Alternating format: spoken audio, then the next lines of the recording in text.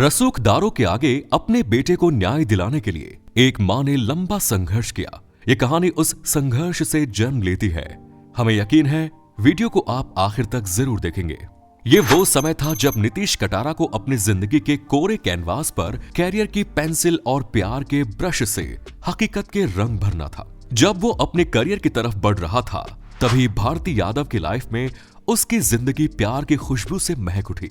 लेकिन उसे नहीं मालूम था कि इसके बाद उसकी जिंदगी अपने दी एंड की तरफ बढ़ रही है। ये अपने समय का देश का सबसे चर्चित हत्याकांड था। नीतीश 25 साल का एक हंसमुख और मिलनसार नौजवान था। उसके पिता एक रिटायर्ड आईएएस ऑफिसर थे, जबकि उसकी मां नीलम कटारा एजुकेशन डिपार्टमेंट में ऑफिसर थी। इसके अलावा नीतीश का एक छोटा भाई नितिन भी था। साल 1998 का था जब दिल्ली के गाजियाबाद स्थित institute of management and technology में स्टडी करने आया था। वो यहाँ से एमबीए करने आया था। ये उसकी मुलाकात भारती से हुई, जो दिखने में बहुत ही खूबसूरत थी। उसका पूरा नाम भारती यादव था और वो उत्तर प्रदेश के बाहुबली नेता डीपी यादव की बेटी और जेसिका लाल हत्याकांड के आरोपी विकास यादव की बहन थी। भारती और नीतीश क्लासमेट थे। इसी स्टडी पीरियड में दोनों में पहले दोस्ती हुई और फिर प्यार हो गया। नीतीश भारती के परिवार और उनके स्वभाव को जानता था, लेकिन भारती का स्वभाव अपने परिवार से काफी अलग, हंसमुख और मिलनसार था। वो दूसरों को दूसरों के साथ काफी सम्मानजनक तरीके से पेश आती थी। उन दिनों नीतीश कटारा के पिता बीमार चल रहे थे, इसलिए उसने साल 2000 में अपना एमबीए कंप्लीट करने के बाद दिल्ली में नौकरी कर ली, जबकि भारती वापस अपने पिता के पास चली गई। अब इन दोनों प्रेमियों के बीच एक दूरी आ गई। अब उनका मिलना जुलना कम हो गया था, लेकिन इस दूरी ने इन दोनों के भीतर की कशिश को बढ़ा दिया। इन लोगों को एहसास हुआ कि वो एक दूसरे के बिना नहीं रह सकते हैं। भारती नीतीश के घर फोन किया करती थी, फूलों के गुलदस्ते भेजा करती थी। धीरे धीरे गुलदस्ते का साइज बड़ा होता चला गया। आगे चलकर नीतीश ने अपनी मां नीलम कटारा से बात की और कहा कि भारती के पिता उसके लिए कहीं और लड़का देख रहे हैं, जबकि वो चाहता है कि भारती बहू बनकर इसी घर में आए। नीलम कटारा भी भारती से मिल चुकी थी। वो उन्हें अपने बेटे के लिए परफेक्ट बहू लगती थी, लेकिन भारती के परिवार के बैकग्राउंड और एटीट्यूड को देखकर वो सोच में पड़ जाती थी। साल 1999 के जेसिका लाल मर्डर केस में विकास यादव का नाम पूरे देश में बदनाम था। इतना ही नहीं, डीपी यादव पर खुद 9 हत्या, 3 हत्या के प्रयास के अलावा अवैध वसूली जैसे गंभीर अपराधों के मामले दर्ज थे। वो 4 बार विधायक, 2 बार सांसद और 2 बार वो यूपी सरकार में कैबिनेट मिनिस्टर रह चुका था। इन हालातों को देखते हुए नीलम कटारा ने अपने बेटे नीतीश को समझाने की कोशिश की कि भारती अपने परिवार में फिट नहीं हो पाएगी। नीतीश ने अपनी मां को समझाया कि भारती वैसी बिल्कुल भी नहीं है। जब नीलम ने अपने बेटे का मन देख लिया, तो उसने खुद डीपी यादव से नीतीश और भारती के रिश्ते की बात करने की बात कही, पर नीतीश ने उसे ऐसा करने से मना कर दिया।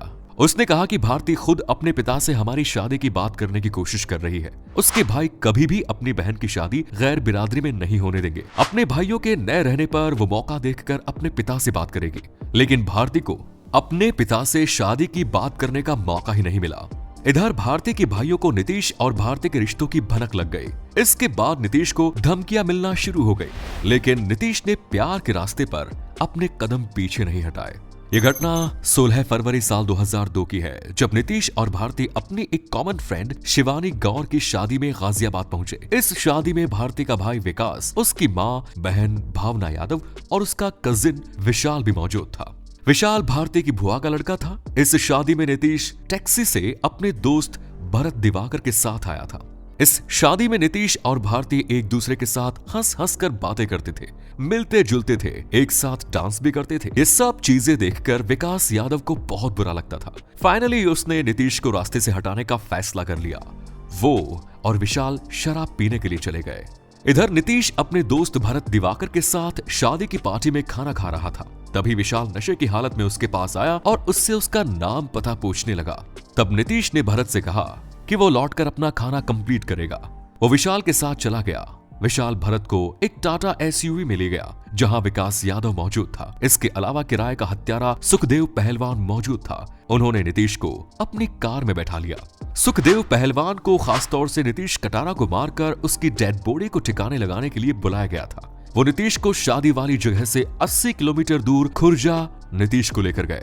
और हाईवे से अलग एक सुनसान पुल के नीचे ले जाकर तीनों नीतीश को बुरी तरह मारने लगे।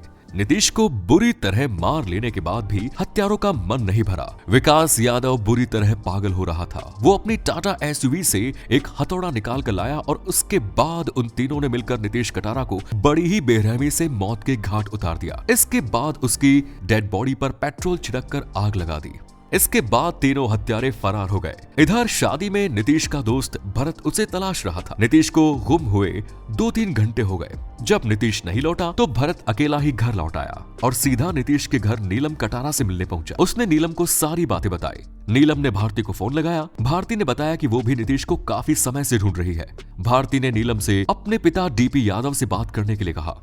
नीलम कटारा ने जब डीपी यादव को फोन लगाया तो फोन रिसीव ही नहीं हुआ। इसके बाद उन्होंने दोबारा भारती को फोन लगाया। भारती ने नीलम से कहा कि आप पुलिस में रिपोर्ट कर दीजिए। सुबह होते ही नीलम कटारा ने गाजियाबाद के कवि नगर पुलिस स्टेशन में अपने बेटे की गुमशुदगी की रिपोर्ट दर्ज कर दी।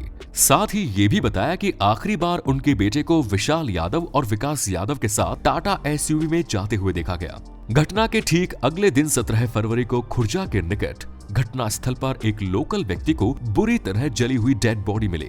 उसने पुलिस को सूचित किया और पुलिस ने 20 फरवरी को नीलम को डेड बॉडी की शिनाख्त करने के लिए बुलाया। लाश का केवल बायां हाथ सही सलामत था, जिस पर एक घड़ी बंधी हुई थी। नीलम ने उसे देखते ही अपने बेटे के रूप में पहचान कर दी। अपने नौजवान बेटे की लाश अपनी आंखों के सामने देखकर नीलम कटारा ने डिसाइड कर लिया कि वो उनके हत्यारों को फांसी के फंदे तक पहुंचाकर ही दम लेगी।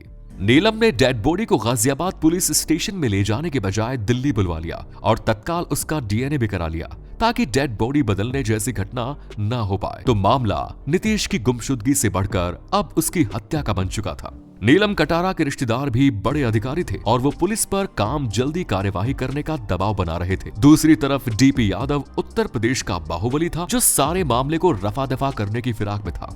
तीसरी तरफ मीडिया इस मामले को जोर शोर से उछाल रही थी। पुलिस पर हर तरफ से दबाव बन रहा था। पुलिस ने शादी वाली रात मौजूद उन लोगों के बयान दर्ज किए जिन्होंने नीतीश को विकास और विशाल के साथ टाटा एसयूवी में जाते हुए देखा। इसके बाद पुलिस मामले के फरार आरोपियों की तलाश में लग गई। 11 मार्च 2002 को पुलिस ने हत्या में प्रयोग की गई टाटा सफारी एसयूवी को बरामद कर लिया। 23 अप्रैल 2002 को पुलिस ने मध्य प्रदेश के डबरा से विकास और विशाल को गिरफ्तार कर लिया और साथ ही वहां के प्रभारी अशोक भदौरिया और कांस्टेबल ब्रिजमोहन मिश्रा के सामने उनका कन्फेशन भी रिकॉर्ड कर लिया। लेकिन नीलम कटारा का नीतीश को इंसाफ दिलाने का असली संघर्ष यहीं से शुरू होता है। अदालत में जाते ही वो तमाम गवाह पलट गए जिन्होंने पुलिस ने आरोपियों के खिलाफ गवाही दी थी। यहाँ तक कि जिस पुलिस अधिकारी ने आरोपियों का कन्फेशन रिकॉर्ड किया था वो भी पलट गया। कांस्टेबल ब्रिजमोहन मिश्रा कोर्ट में पेशी नहीं हुए। दूसरी तरफ नीलम कटारा को अपने बेटे का केस लड़ने के लिए वकील ही नहीं मिल रहा था। जो मिल रहा था उसे डीपी यादव खरीद लेते थे। फाइनली जो वकील नीलम यादव का केस लड़ने के लिए अदालत में खड़ा हुआ, उसने इस मामले की सबसे अहम कड़ी भारती यादव को गवाह बनाया ही नहीं, जबकि विकास यादव को 2004 से 2004 तक कुल 66 बार बेल दी गई। इन हालात से परेशान होकर नीलम ने मामले को उत्तर प्रदेश से दिल्ली ट्रांसफर कराने के लिए सुप्रीम कोर्ट में अर्जी लगाई। 23 अगस्त 2002 को सुप्रीम कोर्ट ने इस मामले को दिल्ली ट्रांसफर करने का आदेश दिया। इसी साल नवंबर महीने की 23 तारीख को अदालत ने विकास और विशाल के खिलाफ आरोप तय कर दिए। इस मामले के तीसरे आरोपी सुखदेव पहलवान के खिलाफ एक अलग मुकदमा दर्ज किया गया, जो उसे साल 2005 में अरेस्ट किया गया। डीपी यादव हर संभव कोशिश कर रहा था कि वो अपने भांजे और बेटे को बचा ले। उसने भारती को इंग्लैंड भिजवा दिया। इस मामले के अहम गवाह अजय कटारा को परिवार समेत कई बार जान से मारने की धमकी भी दी गई, लेकिन फाइनल जीत नीलम कटारा की हुई। कोर्ट ने जब भारती को भगोड़ा घोषित करने, उसका वीजा पासपोर्ट रद्द करने की बात कही तो भारती को अदालत के सामने पेश होना पड़ा। 25 अगस्त 2006 को भारती यादव कोर्ट में पेश हुई, पर वो पलट गई। उसने नीतीश के साथ किसी तरह के रोमांटिक रिश्ते होने से इनकार कर दिया, पर इतना जरूर स्वीकार किया कि उसने नीतीश को फूल और कार्ड्स जरूर भेजे थे। आगे चलकर मामले की रोजाना सुनवाई शुरू हुई। 30 मई साल 2008 को अदालत ने नीतीश कटारा की हत्या को ऑनर किलिंग मानते हुए विशाल और विकास को बिना किसी छूट के 30 साल जेल के साथ उम्र कैद की सजा सुनाई। आगे चलकर यही सजा मामले के तीसरे आरोपी सुखदेव पहलवान को भी सुनाई गई, लेकिन उसे बिना किसी छूट के 25 साल जेल में रहना पड़ता। नीलम दोषियों की इस सजा से संतुष्ट नहीं थी। उन्होंने सुप्रीम कोर्ट तक दोषियों को फांसी दिलाने के लिए लड़ाई लड़ी। वहीं दोषियों ने भी सजा से छूट पाने के लिए सुप्रीम कोर्ट तक के विकल्प को इस्तेमाल किया। सुप्रीम कोर्ट से दोषियों को केवल इतनी राहत मिली कि बिना किसी छूट के विशाल और विकास को 25-25 साल और सुखदेव को 20 साल जेल में बिताने पड़ेंगे। भले ही दोषियों को फांसी ना हुई हो, लेकिन हम इसे सत्य और न्याय की जीत कह सकते हैं। आप इस मामले में क्या कहते हैं? कमेंट्स में जरूर बताएं। धन्यवाद।